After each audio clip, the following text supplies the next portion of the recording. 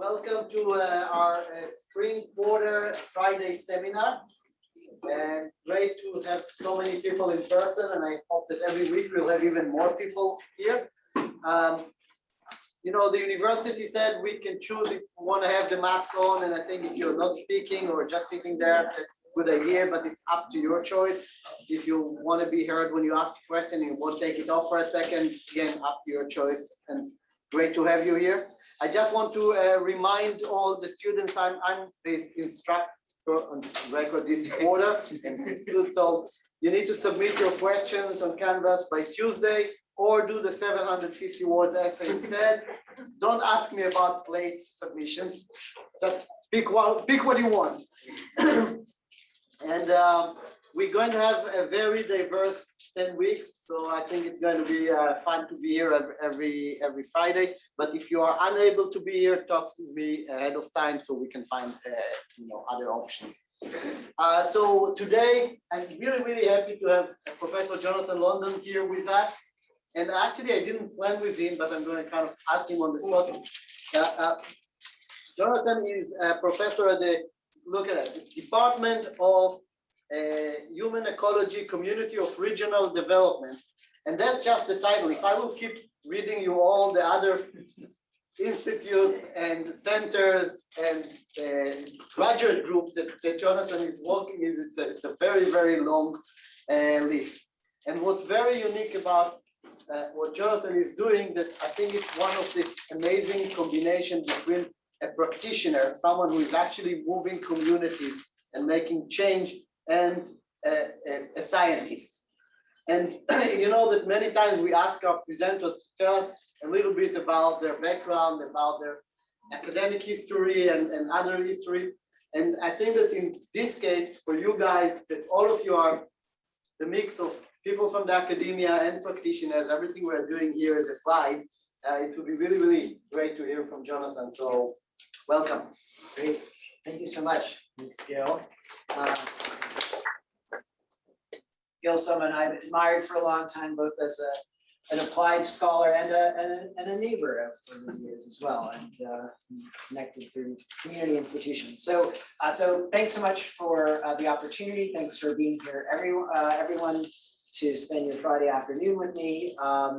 So I'm going to be talking about transportation justice, really this kind of connection point between social justice, racial justice, environmental justice, and transportation, which is, of course, what you all are doing here. And I really want to have you think about, depending or regardless of any of the different kinds of ways into the issue of transportation that you work with or that you're hoping to work with, that you'll see some kind of grounding and connection to the kinds of issues that I'm going to be talking about. Because I want to propose to you, and I hope by the end of the talk you will agree with me, that there really is something here that you can take, even if it's a small part, and maybe it's even a bigger part that you can take to inform the work that you're doing.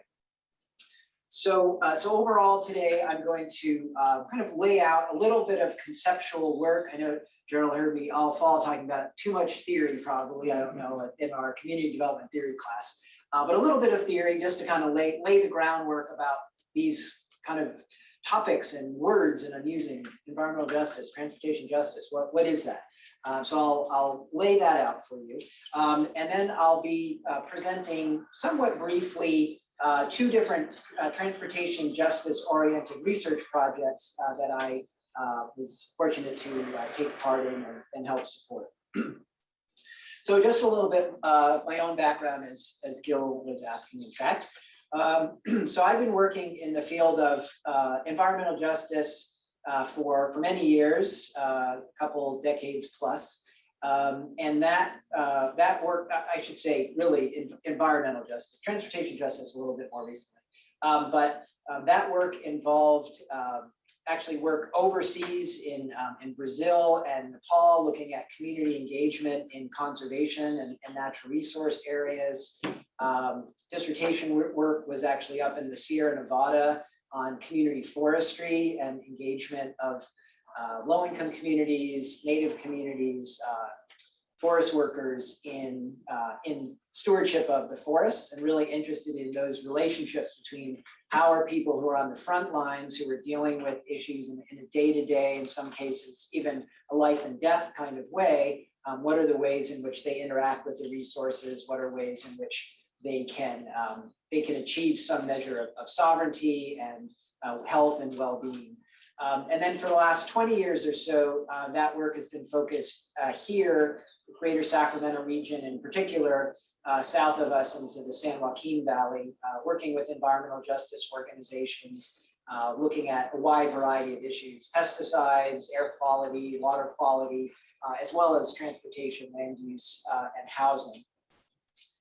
My training and my real area of expertise is as a qualitative social scientist, sort of a mix of planner, policy analyst, sociologist, geographer. And that title that Gil mentioned, my department, human ecology, and my program in community regional development is really an interdisciplinary program. And I've always been in interdisciplinary programs. I've never had a disciplinary degree.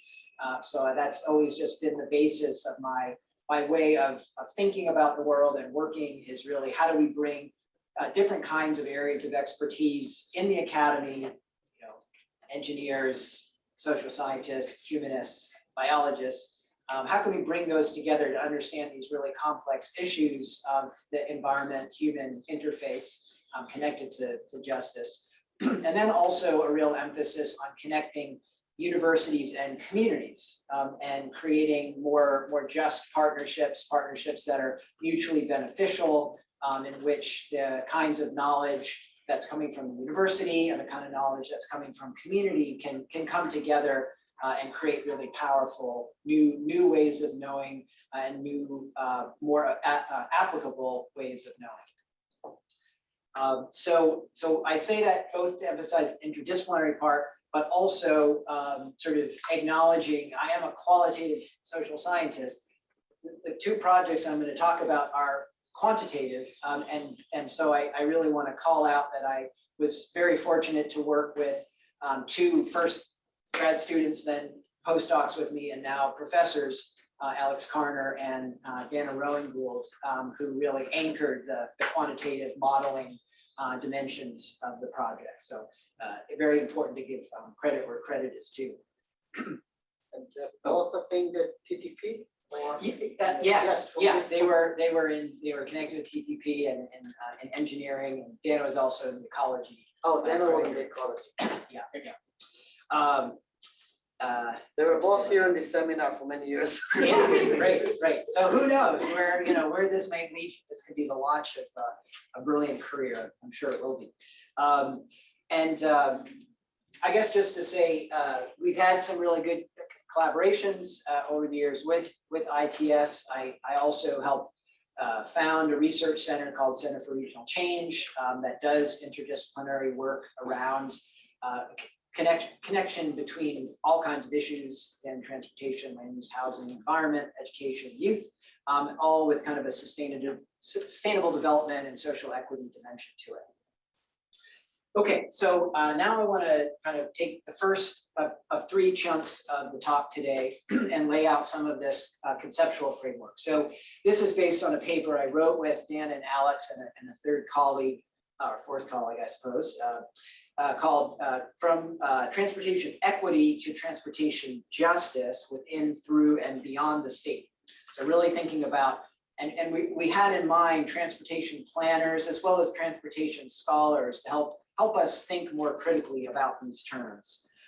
So we were trying to both understand terms that sometimes can seem synonymous, equity and justice. They maybe seem like they mean basically the same thing.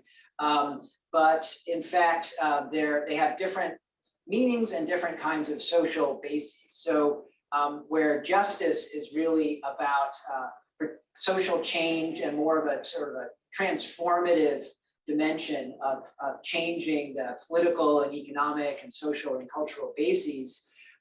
Equity tends to be more government oriented, or state, we use that not meaning the state of California, but state as meaning sort of the structure of government, and often more technical, more policy oriented. And so we really wanted to create a framework where we could understand the difference, but also how to move both of those forward. So first off, just transportation planning itself, it's really about accessibility. So just mobility, how people move around in space and get to where they need to get and access the kinds of services and opportunities they need. And also about what are the different kinds of environmental hazards and health hazards that they may experience in that movement, or the impact of transportation infrastructure on their health and well-being.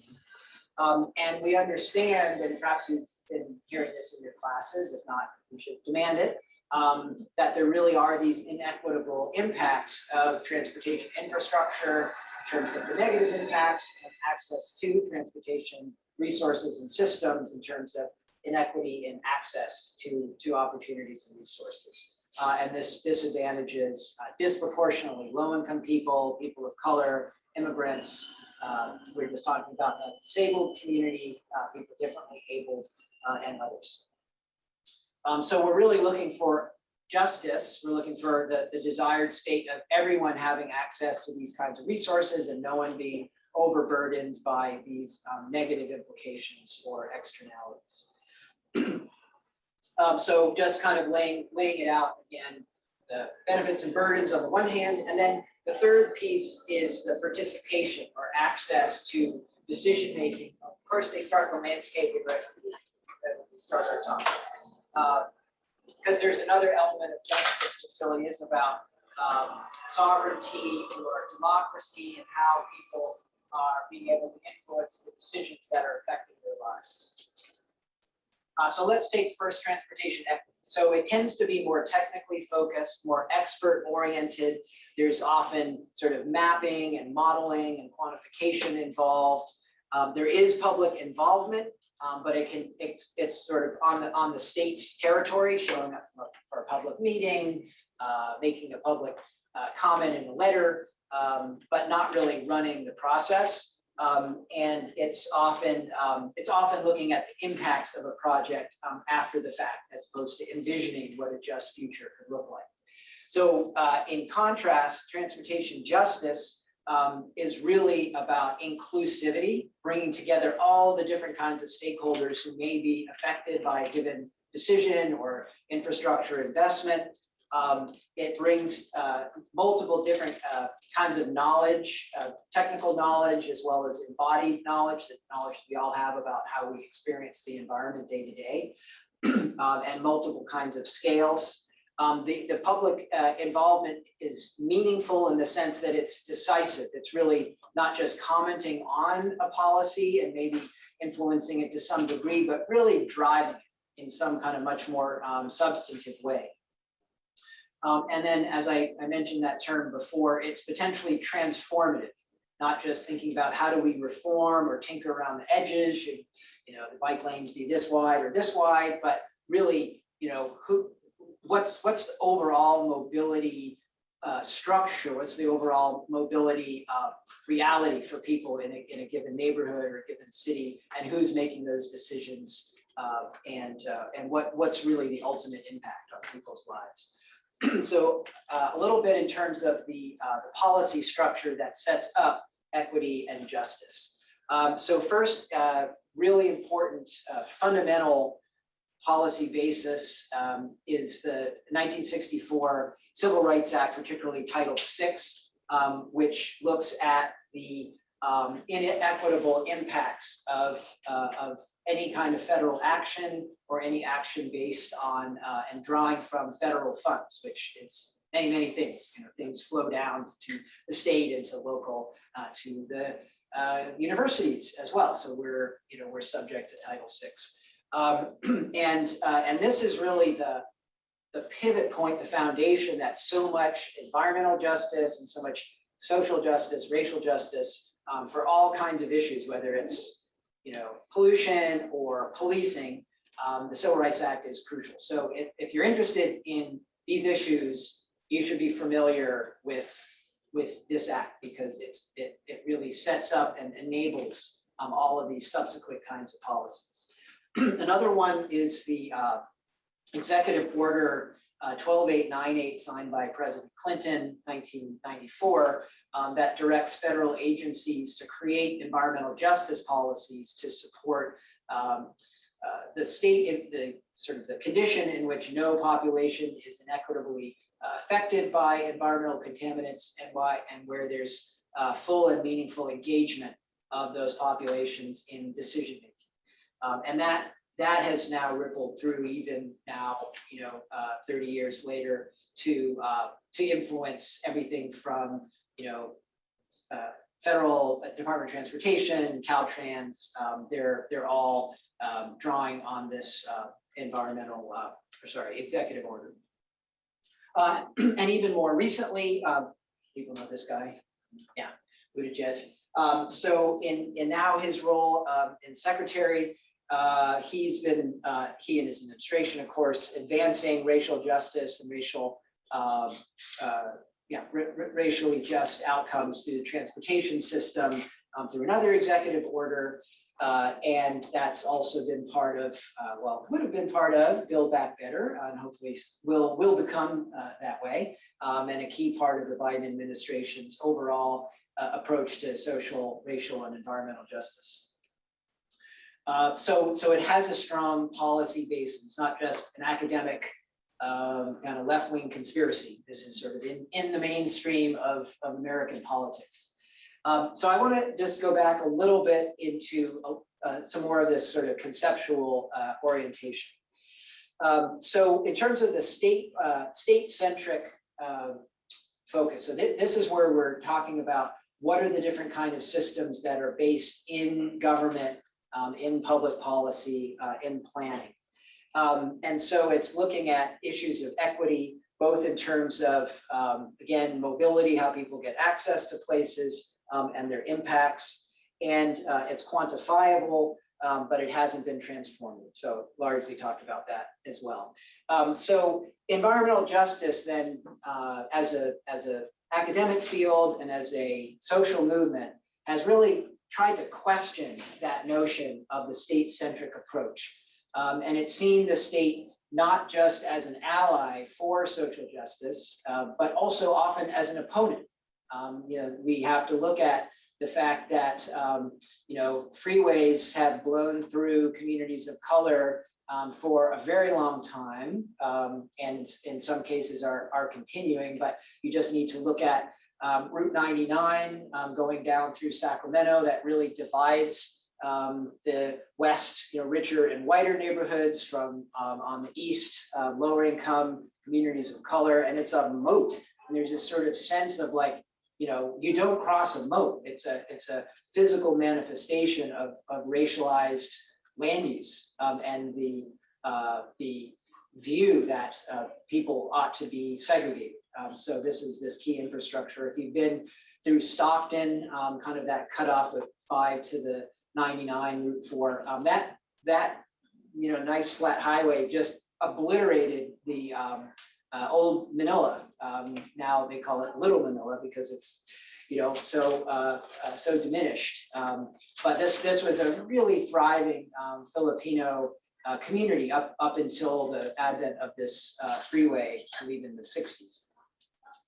So it's near and far. The state has been the agent of destruction of communities of color and low-income communities, and that continues to this day with decisions that are made not to the benefit of these disadvantaged populations.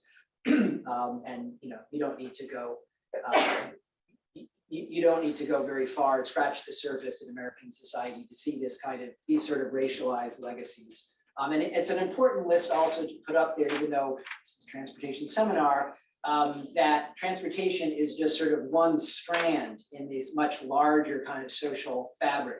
And so you should be thinking about slavery, you should be thinking about policing, you should be thinking about voter suppression. These are things that actually are part of a larger project in disadvantaging certain populations, again, low-income populations, communities of color, immigrants, Native people, people with disabilities, and others. So we can't rely on the state is the bottom line.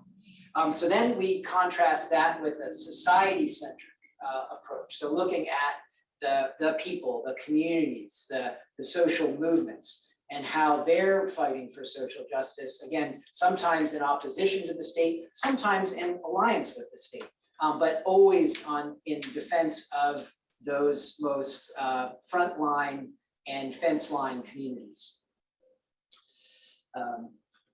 Okay, that's, I think it's enough on that. So to make that kind of conceptual stuff, hopefully a little bit more practical, we laid out a series of change strategies, particularly in the idea or the realm of transportation. So from a very strong state-centric perspective to more society-centric. So from the state-centric, you have an equity analysis where you're looking at what are the impacts of this transit system or this highway or this energy system on these disadvantaged communities. Just in their offices, just those really smart engineers and analysts doing that kind of work. Moving a little bit more, you have public engagement that's affecting and trying to influence those kinds of models and decisions. Then there's kind of communities engaged in litigation and administrative processes. So using a little bit more oppositional tactics, but still within the realm of formalized state processes. Participatory budgeting, I'll talk a little bit more about, where communities are actually getting involved in setting priorities for public spending. Then community-led analysis, where community organizations, sometimes in collaboration with academics and other researchers, are doing their own analysis about what's happening in their communities. And then finally, fully owned and based efforts around community organizing and mobilization and advocacy. So you can kind of think about that strategy continuum also maybe as like a career continuum. So you might want to think about where do you want to find yourself in your career? Where do you feel like your gifts lie? And I do want to emphasize, like, all of these are good. All of these are totally valid. They may not be sufficient in terms of making long-term fundamental sustainable change. But there is a place for everybody somewhere on this continuum. So you might want to think about what are the gifts that I have, what's the zones where I think I can be most effective, but also maybe where are some of my stretch goals, where might I kind of move a little bit out of my comfort zone. But in any case, I really want to emphasize there is a place for you, no matter what your kinds of orientations are, into this realm of transportation justice. So there are a number of different kinds of equity analyses and public engagement. So there's analysis of long-term plans, like city and county general plans, or regional transportation plans, or under State Bill 375, sustainable community strategies, and so on. These kinds of analyses. Also looking at TIPS, transportation improvement programs, and the kind of long-term funding and infrastructure. You can do equity analyses on what are going to be the impacts if we go under scenario A, under this plan, B, C, so on. Sometimes that can be challenging with the limited time horizons, or sorry, long-term time horizons, to really know what's going to be the impact. It's only so far you can project with some degree of accuracy. Often these don't include race for a variety of reasons. Sometimes, like in California, we have Proposition 209 that's greatly reduced the ability of the state to take race into account in a number of different kinds of settings. And also there can be limitations in public engagement. If you've been to a public hearing, have people been to like public hearings before? You have, most of you, yeah. If you haven't, it's really useful to see how it actually works. So one of the things that you probably saw is you have the sort of the decision makers up on the dais, whether that's you see Dan Sperling up there and the California Resources Board, or the California Transportation Commission, or Davis City Council, and they're sitting there and people come up and they have their 3 minutes, and they're actually required not to respond directly. They just have to sit and listen and say thank you very much. So you don't really know what they're going to do until they kind of go behind closed doors and make some decisions. So that's something that there's some real limitations in that kind of public engagement. So here's just kind of a framework for how to think about that. These different layers. This is based on Sheila Einstein's ladder participation a few years ago. From all of these different kinds of dimensions of public engagement, from all out full-on manipulation all the way up to citizen control. And we really need to think about how the different kind of participation models line up with these different types of participation, from very low to very high. This is Innocent Gore, who kind of lay out a little bit more of how to parse out these different modes of transportation. Participation around transportation. And then there's this kind of models around inclusive transit or transit justice. So there's things like U.S. Department of Transportation's Title VI. Again, Title VI is the Title VI of the Civil Rights Act. That has an affirmative obligation, not just to avoid racialized discrimination, but also to try to preempt and create more proactive environmental or transportation justice oriented outcomes. And so this is a paper that Alex and a number of other colleagues they cited this act. So then there's the litigation administrative complaints. I'm not going to go into all these details for time's sake, but a number of key cases that have both limited the ability to use the courts to pursue environmental and transportation justice, where you had to show intentional impact. So you have to kind of get a sense of like what's in someone's head, not just that there was a disproportionate impact, but somehow they meant to do it. It's a very high bar. It's meant that a lot of civil rights litigation and environmental justice, transportation litigation has been much reduced. And then there's this disparate impact analysis as well. So I mentioned briefly the participatory budgeting. This has a lot of potential. It hasn't been used very much yet. So it's something, again, next generation, you all might think about how could this be, for those of you who are doing sort of the planning and policy dimensions of transportation, you know, how can you support communities actually making decisions around what are the different kinds of transportation investments that are going to be useful, and how do we really, at step 3, track their progress. And then, as I say, moving along, there's that community-led analysis. So there's a number of different elements. This is from the Southeast LA Collaborative in Los Angeles, creating their own kinds of platforms and advocacy campaigns around transportation justice. So everything from looking at, you know, zero emissions kinds of planning, looking at avoiding displacement where transportation infrastructure is not pushing out disadvantaged communities, better transit, thinking about the personal human development, human capital, and like who's getting access to these jobs, because they can be pretty good jobs in the transportation sector. So what is the kind of career pathway into those jobs? And then really ultimately thinking about health as an outcome that we want to achieve through these kinds of programs.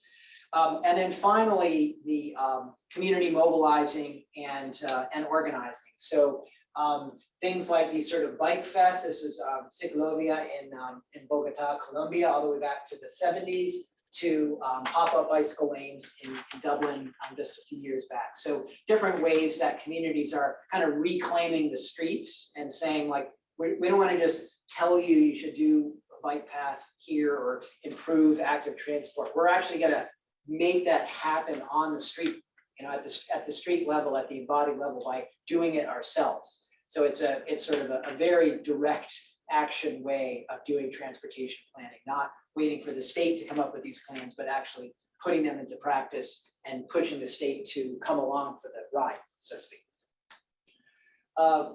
So there's a number of different kind of ways that there can be challenges to more society-centric strategies. So first off, they require large numbers of people being very mobilized. Like the state-centric, you can have your analysts in their office and the small, California Transportation Commission and so on, and you can come up with a plan and put it into action. Of course, it's more complicated than that. But with society-centric, you've got to have like thousands of people mobilized over a long time, creating these democratic processes to move these sorts of agendas forward. So that's not easy to do. There's also the risk of sort of creating a participatory process, but it not really being influential and transformational. When there's sort of more militancy in a community effort, it can be seen as sort of too negative, too oppositional, and be marginalized. So, it's like, oh, those radical people, we don't want to deal with them at all. Just like let's just work with the people who are kind of speak more of our language, look like us, act like us. So that kind of mobilization can push one to the margin. And so we note that you really need to have a combination of the state-centric and the society-centric elements. And again, that's something hopefully is encouraging for you all here. And I just really emphasizing this repeatedly, because I really want you to feel like this is not just some outside radical lefty idea, right? This is kind of a framework that you could fit any number of different ways of doing transportation studies and transportation policy into. And so these hybrid approaches are important.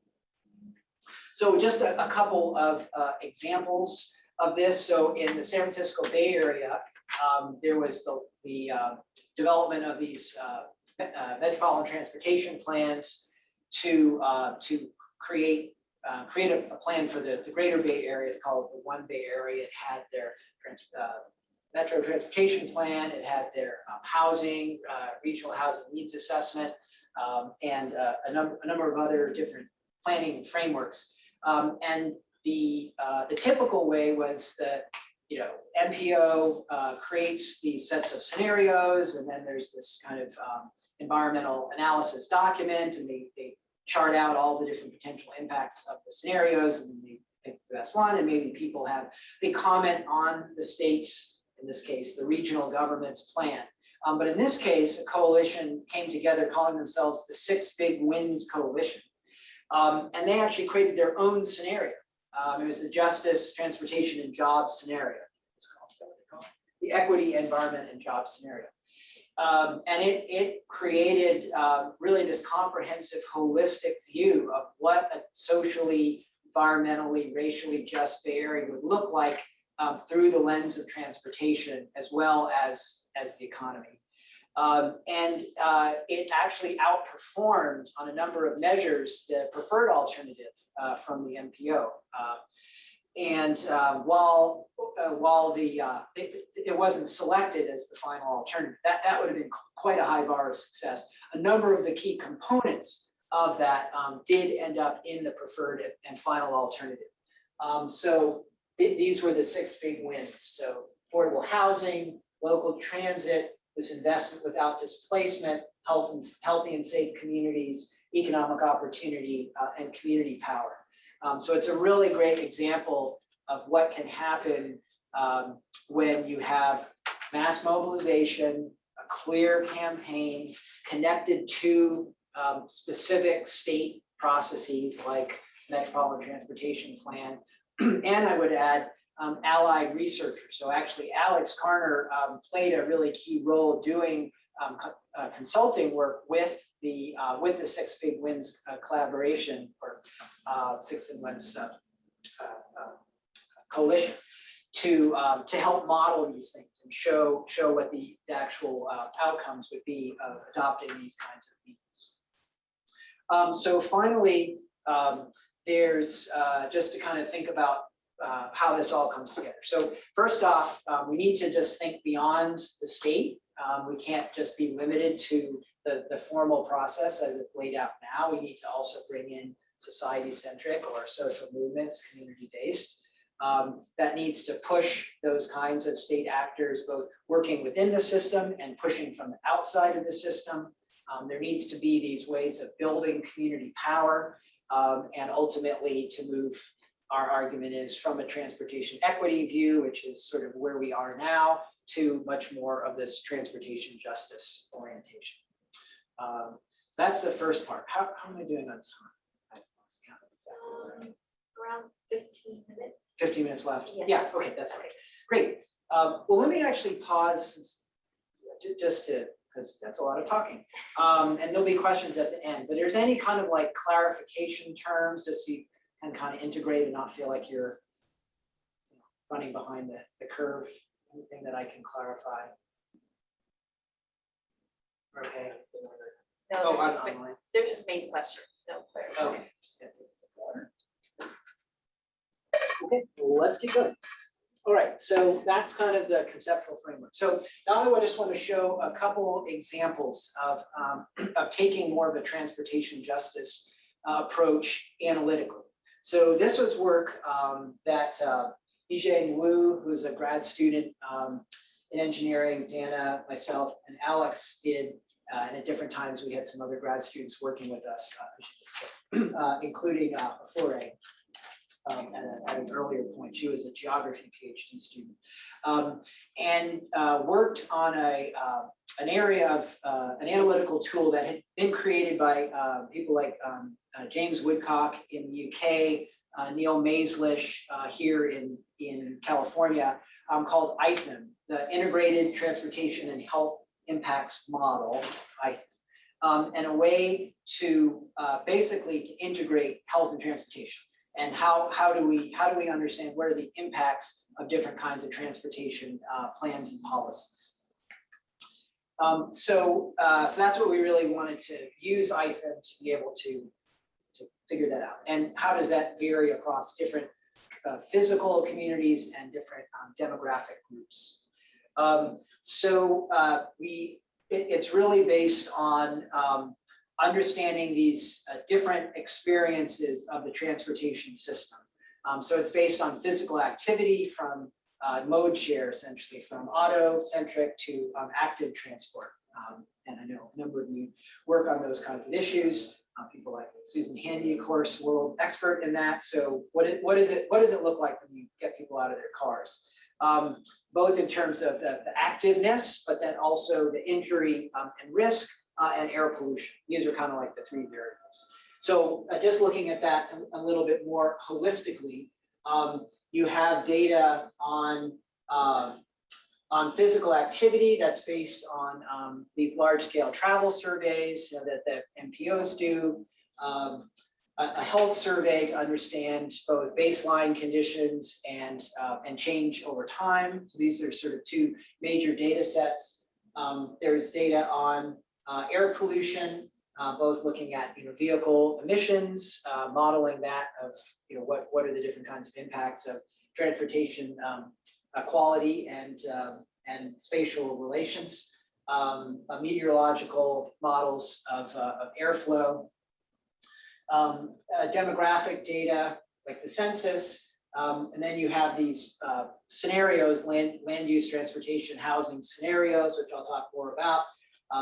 Data on the different kinds of traffic injuries, because while there's good things about getting in your cars, it can be a little bit more dangerous depending on what the design of bike lanes are, or if there are bike lanes, or they're on street, off street, and so on. So really trying to get a holistic view of what are the potential health effects of this kind of mode share change. And then, so ultimately, the health outcomes as well as environmental outcomes. So we used the Sacramento, and I'll show you in a second. Yeah, just really quickly, and I'll come back. So we used a number of different plans and policies to use the model. So we used the overall 2012 baseline, the 2016 Metro Transportation Plan and Sustainable Community Strategy, SES, and then these three scenarios that SACOG, the Sacramento Area Council of Governments, used to model in their out years. So those are the transportation plan scenarios, the transportation behavior scenarios, linking those, the input from this kind of demographic and health survey data. In this paper, we just didn't have the time and resources to integrate air quality That's clearly a key piece of this. Then the IFA model itself, it has these two modules, both the physical activity module of what are the impacts again of getting people out of their cars, positive and negative, and then ultimately health outcomes and looking at premature mortality and morbidity. So this is sort of both the conceptual framework and the actual modeling framework. I'm not going to go into all the. We're not going to go into all this. So we had these different kinds of scenarios, and then looked at what are the different kinds of characteristics of these kinds of models. Again, for time, I won't go into all the details, but you can just see that it's based on roads, transit behaviors and investments, bike and ped, and activity, as well as infrastructure. So when we did all that, turned the crank, and out pops the numbers. That's about how a social scientist talks about models. For modelers, of course, it's a lot more complicated. There's years of work behind that. But Alex and Dana carried the water for our team on that. And they could say a lot more of the internal. We don't have time for that. So just to show you a little bit of what some of the results look like. And they actually designed an interactive website where you could kind of select what are the different kinds of scenarios and the different kinds of health indicators that you're interested in modeling. And in this case, it was looking at these three different indicator areas: physical activity, traffic injury, and some combination based on these three scenarios. And you could see the differences in all of those indicators based on those different kinds of the different strategies, the different transportation planning strategies. So that's just by type and plan. And then they also did a racial ethnic analysis to try to show, again, these issues of differentiation and inequity by race and ethnicity. So looking at just these categories, doesn't have Asian, doesn't have Native. There's always limitations to methodologies just to account for that. But you can see here, for example, the out year 2036, the outcome is much better in reduction to total deaths. Much better for white population, better for the others, but much more attenuated. So there is sort of, if you just looked at do all racial and ethnic groups improve? Yes, they do. So that's good. But there's a huge equity gap, and none of these scenarios are bringing these communities of color into anything like parity, particularly for the most ambitious strategy. So this is just another. This was deaths by physical activity, by age, standardized by age and population. Again, by race and ethnicity. In this case, there's significant benefits in the Black population and Latino, or using the census designation Hispanic. So some really important things about, okay, what we need to then look at, like, what is it about these kinds of plans that really are benefiting different groups in different ways, and how can we get more of that, and maybe how can we advocate for some of the scenarios that are going to be more equitable. We also then broke that down by county. So this was just Yolo County, but the SACOG region is 6 counties. So you could kind of see where the benefits were accruing. And then also here, just binary categories of white and people of color. And again, the different health impacts of the different scenarios. And then finally, looking at this by not just transit or transportation activity zones, but breaking it out by zip code. That was the available data. There's all sorts of problems with zip code based data. You want to get it to the smallest enumeration possible. That was just what we had available. But you could think about ways to break this down even further. But ultimately trying to get a sense of, in this case, geographic inequities as well. Okay, so you've got this. I won't read through everyone here, but some important work that we were building on, including Neil's work that I mentioned. Okay, so then the last is a project that was really led by Dana, but with Alex and myself, looking at Fresno County in the Central Valley. And so we're working with a group of environmental justice and regional equity advocates who are involved in regional transportation planning in a number of different counties. Fresno was one of the central focus areas. And they were really trying to get a much more of a transportation justice oriented approach into this state-centric model. So they didn't want to just show up and comment on the public agencies' plans. They wanted to bring in proactively their own. So they worked with our group to do a number of kinds of analyses and critique the analysis that the Council of Governments was using.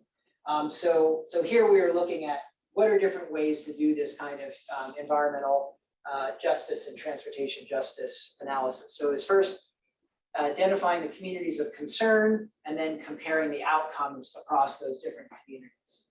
I think I've sort of mentioned that. So just really briefly, we mapped the different ways that the different kinds of criteria would capture certain environmental justice communities. So one was a geographic basis, and there was different thresholds, like, this case was more than 90% people of color and or over 40% low income by transportation activity zone, looking at urban and rural. And so you could see, using that threshold, these areas were indicated.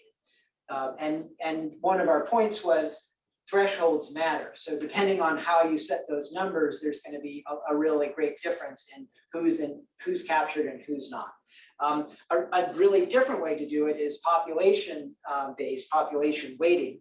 And there it's actually just looking at not just a threshold of a geographic area, but where people are located, where people of color and low income people are located. And so here, each dot is 25 people, so you can kind of see the clustering and you can really focus investments and attention and participation in the communities where the target populations are most located. And then another way to do that is looking at transit access and the accessibility of jobs within 45 minutes using transit. And so in the green areas, you could see a greater concentration of access. Of course, that's going to be in the urban areas, and vast stretches of the rural that are far outside that job shed. And then a final strategy, which is a community-based strategy. So that kind of society-centric or community-centric model. So the advocates were really wanting to focus on places that were most marginalized. So they were looking at disadvantaged, unincorporated communities, those without municipal governments. And so they focused on this area of West Fresno that's traditionally disenfranchised, mostly traditionally African-American, more recently Latino and Southeast Asian, and then a number of rural communities. And these were otherwise going to much more likely to be marginalized and not included in the planning process. So they were able to kind of use these variety of different kinds of modeling and mapping systems to identify where are the places that need that additional attention. So this is just one of the advocate groups that really played a leadership role, called Leadership Council for Justice and Accountability. And this was one of their sort of platform statements about people getting access to resources and not being overburdened. So finally, what the what the outcomes are coming out of this study. So one is we need to be really critical of threshold based models, because those can be somewhat arbitrary about who's in, who's out. We found that the population weighted models really look at where the people are that really need the help. And so that can be really useful in combination with community-based approaches. And also that it's one thing to identify those communities, it's very different to actually create strategies to benefit them. So we had wonderful support from nonprofit groups, funders, and our data partners. Okay, so with that, I think that I do okay with my timing? Perfect, Yeah. absolutely perfect. All right, good. I am all ears. Yes. I was wondering how like Callan virus tree, like disadvantaged community mapping, compares to like this community and the population. Yeah. Sorry, could you say the last thing and how Callan virus compares to? How do those disadvantaged community designations, like, do they map well to the community input, or is it a poor reflection, like, comparison? Yeah, that's a really good question. First off, are people familiar with Callan virus screen?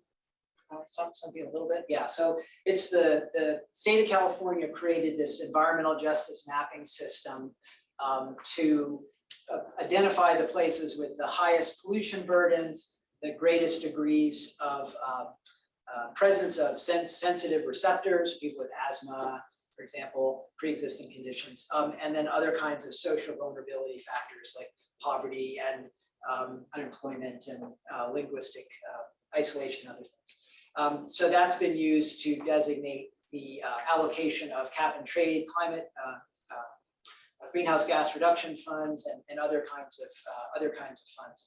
So yeah, so I think a couple of things. So one is those measures are useful at a broad brush way.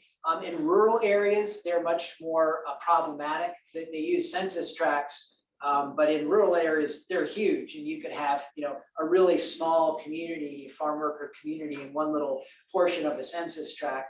But there are other areas that are much wealthier or that don't have as significant environmental effects or conditions, and they won't show up as a high priority area, or a place that sort of spans two census tracts. Also, with a lot of the data sets, really high margins of error.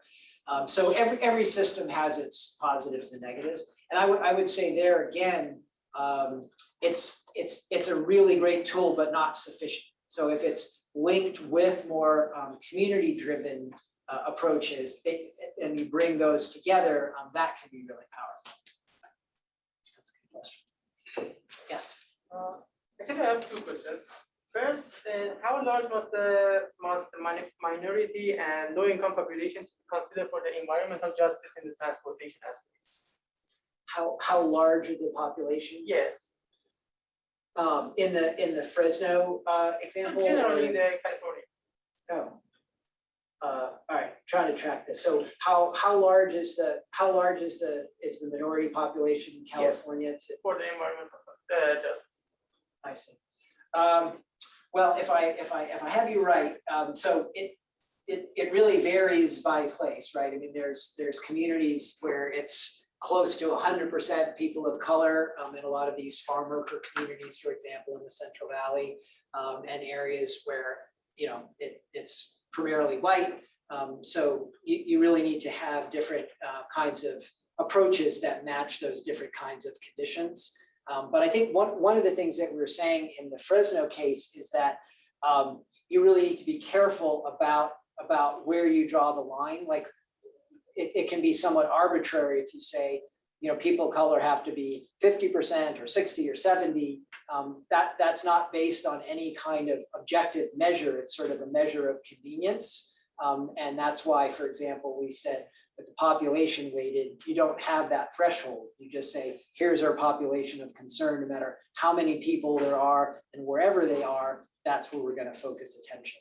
So that gets around that issue a little bit, or neighborhoods. I think there was a hand further down the line. Yes. Yeah, I guess like the question is like that kind of, I guess this is based on how like the MTC, the Fresno study is kind of based on how the MTC used a bunch of criteria to determine areas and communities of concern and kind of try to like fiddle with the indicators until they match what we believe to be the true communities of concern. Right. And I see that like that's clearly like it's inevitably arbitrary, and we're trying to like make it match what we believe to be true. Right. And like, do you feel like in the Fresno's case, could we just have like, I don't know, these councils of governments or areas do that same exercise if we want it to be criteria based, or like, because like, I think these like regions and these locales that are like bounded geographically are kind of more useful from a transportation perspective rather than, I guess, like a population weighted sample. So like I'm trying to like see like if there's a way to like find this middle ground between like this arbitrary criteria based one and this more population weighted. Right. Yeah, it's a great question. And I think, you know, one of our lessons learned here is that no one system of, whether it's community identified or population or threshold, no one system alone is going to capture all of what is needed. So instead, having some kind of combination of those different models can help kind of narrow in, as you say, on that true population. Because otherwise, yeah, they're all in threshold case sort of estimates that are perhaps capturing areas where there are a lot of low-income people and people of color, but a lot of other people as well. So you're not necessarily honing in on those populations. But with the population weighted, you may be missing, you know, you may have sort of people in different areas, but it's hard to figure out how to direct the transportation investments to serve them. Like what are you going to do? Like what's your menu of investment opportunities? So we really are recommending that there be some kind of combination. That said, the decisions about what that approach is need to be not just made by the transportation planners and the elected or appointed officials. We're saying that really needs to be a democratic conversation.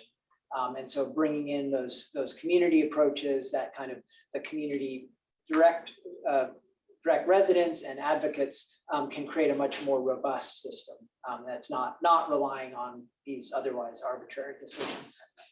I want to follow up because these are kind of a question that I'm trying through your presentation between equity and government and then justice and community. I feel that there is a risk that you have to have a community in order to be included in the justice process. And if you're an individual, then only the government can still find you with the data and everything. Right. Kind of, I think I have on my neck of the woods right now, I see a lot of impact on putting chargers and EVs into communities, which totally create gentrification and miss the individuals in the community. So how do we balance? You know, that once you have a community, you have advocates, how do you not miss this individual? Yeah, I think that's a really good challenge. Well, I would say to think about, well, let's actually take an example. We have JC in the back here working on the environmental justice fellowship program. So that's an example of a program where it's working with like building individual capacity, but all of those fellows are also part of organizations, and the investment in them is then filtering out to help them organize, you know, more and more individuals. So I think when it is just that individual consumer base or sort of basis of considering the subject, it's very disempowering. Then, you know, the only option is, well, do I buy this electric car or not, or, you know, do I get this e-bike or not, as opposed to what are kind of larger collective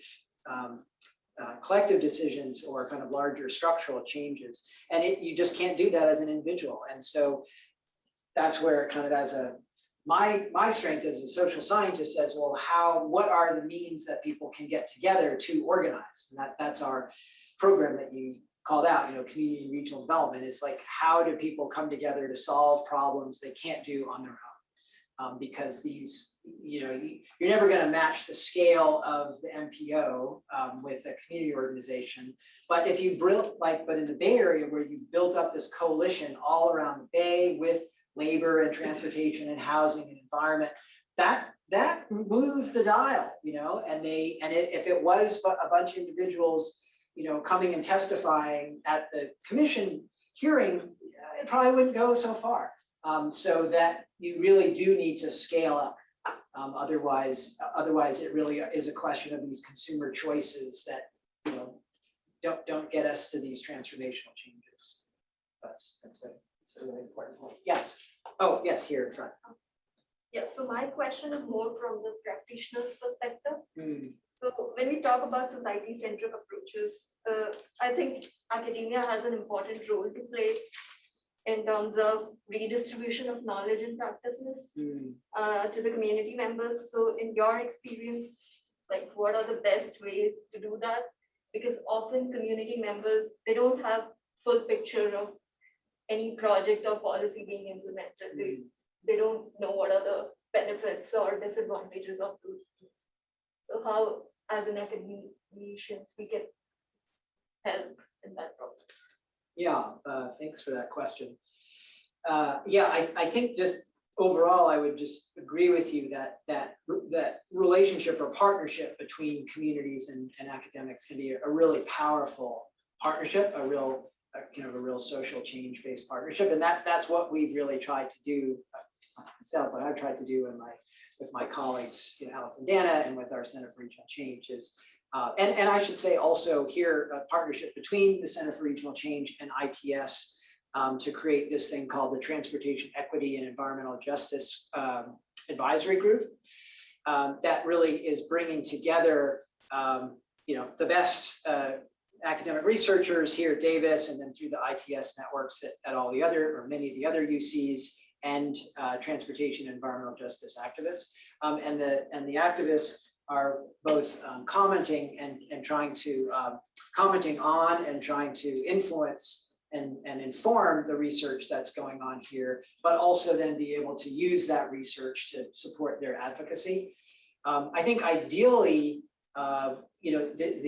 the partnership would sort of happen more upstream, so that there's conversations happening between the community groups and the academics when they're actually conceiving of the project. So it's much more likely that the questions that are being asked are going to be most relevant to the community. The community is able to bring their own knowledge, of experiences of like what is it like to try to use transit in this community in terms of the heat and safety and convenience and things like that, that they can just tell you. It can be a pretty direct, and then you can also use that kind of information. I mean, we can't be advocates, right? But we can work with the advocates and create knowledge products that they can use. So one nice sort of way to think about this is colleagues from Berkeley, Rachel Morella-Frosch and Carolina Ballas have this article. It's called The 3 R's of Participatory Research. So the 3 R's are relevance, rigor, and reach. So if you do work with the research work with communities up front and throughout the cycle, the questions and topics are going to be more relevant to the issues that they have. It'll actually be more rigorous because you're bringing different kinds of knowledge in, you're questioning your assumptions, you're having to be much more clear. You can't get by just with using jargon. So it kind of shakes loose these new ideas, actually makes the science better. And then ultimately reach, you've got the advocates who are in the Capitol lobbying, who are writing these issue briefs, or not issue briefs, we're writing issue briefs. They're writing the op-eds, but we can write the op-eds too. But if that's done with the community groups, they can really have so much more of an impact, because that's what they do. That's what they're experts in. So we can have these partnerships that bring in all the different parties in these sort of equitable ways.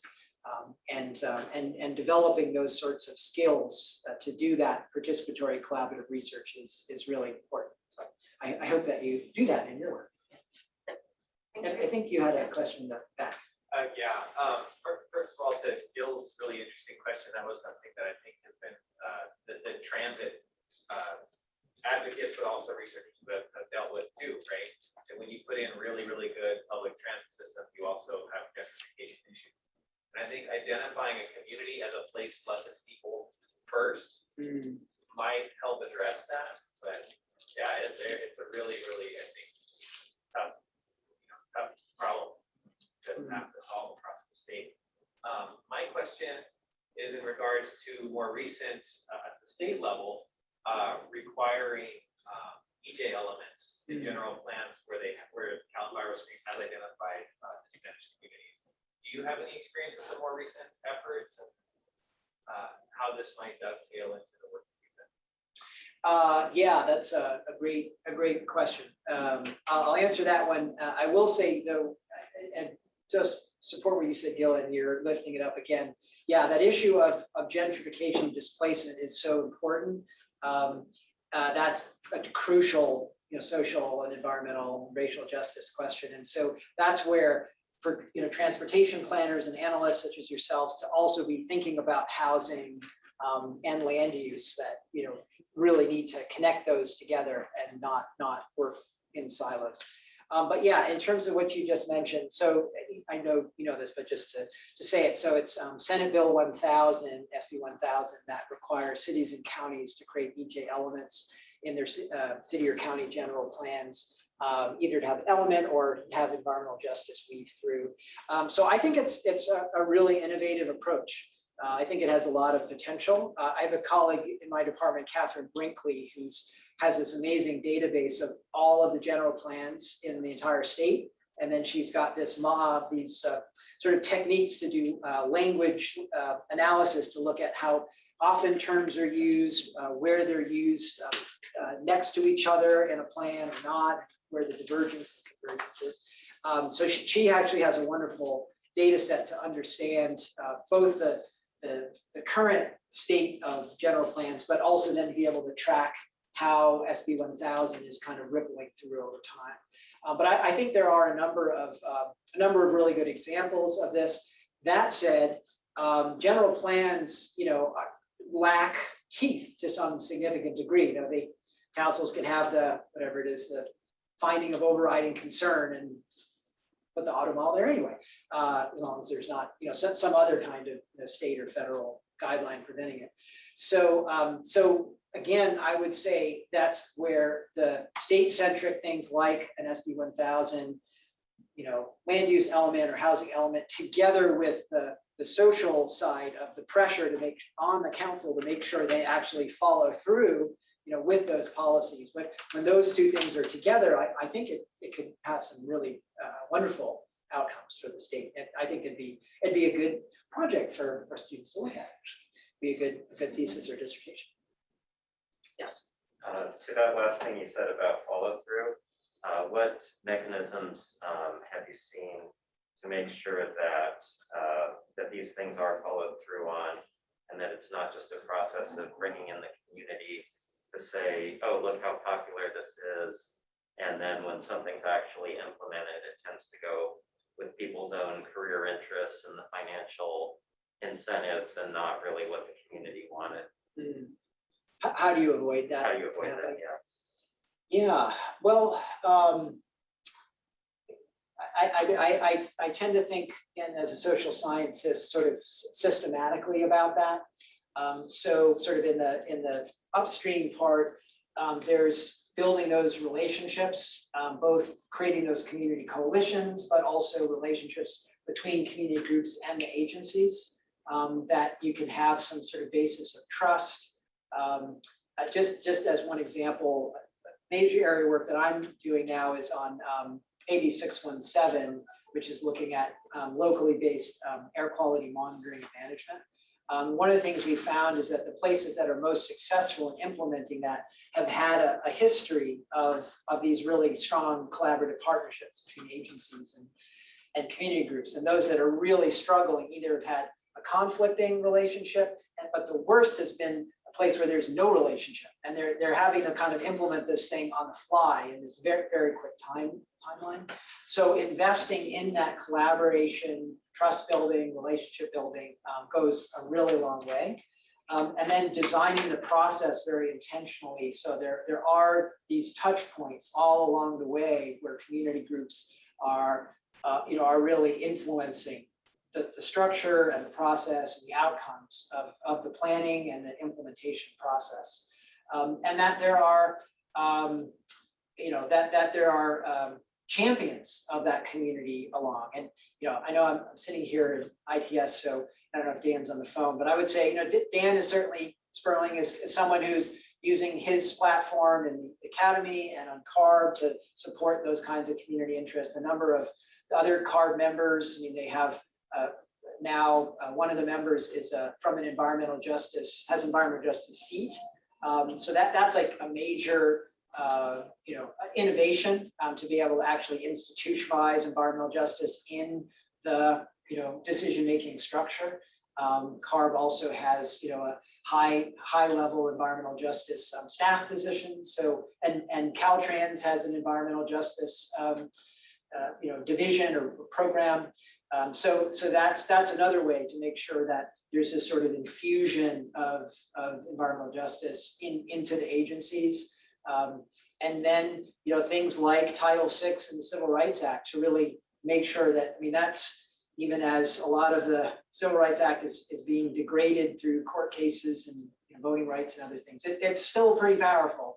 So really using that as a basis to drive decision-making and hold agencies accountable through those sorts of legal mechanisms is another way. Any online questions? We do have a few. I'll just read one of them. Regarding transit, why isn't more emphasis placed on aligning open hours, work schedules, class times, program times, etc., with existing transit schedules, rather than pressing transit for more frequency while transit use is still low? Yeah, that's a good one. Well, let's see. So I think that those criteria are really important ones, really thinking about the use patterns, and as opposed to just some arbitrary, we need more buses on the road and more hours of the day, but really being able to target things. And that's where I think community voice is so important. That if you have people really being able to talk about, well, here's really what our needs are, here's when it is, here's where we need to go, here's the different kinds of economic restrictions that we have on fares, having policies like free bus passes for students and things. Those, when it's really listening to the specific needs of the communities, you could get to that much more tailored approach. So that's where that kind of much more inclusive democratic process is important. There's more online if there's nothing here. Okay. Take one or two and then. Another one is, in one case of highway corridor planning in the SFA, Caltrans/MTC have used equity and job opportunities to rationalize alternatives that they would have arguably preferred anyways, despite worsened economic outcomes, increased GHG, ecological destruction, etc. How do we address this critical approach? Yeah, boy, that's a tough one, but a really good one. Yeah, I would want to see more specifically the sort of the data behind the claim in the question.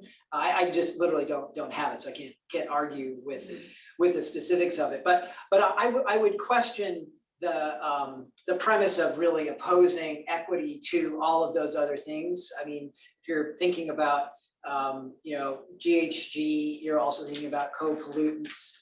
So if you're conscious of those kinds of issues, that's I would say that's also an equity issue. You're thinking about economic impacts on on the just transition of jobs or, other kinds of career pathways, I would say that's also an environmental justice issue. So I think it's important not to have too limited a concept of what equity and justice is and then create these conflicts with these other values. I think if we have a more holistic approach, you could actually look at how these things are working in concert with each other. Great. Any last questions here? Jonathan, it was amazing. Really, really thank you. And Jonathan is working quite a lot with ITS and with CTP students. And if you're intrigued, if you have more questions, please follow up. Thank you, Dan. Thanks so much.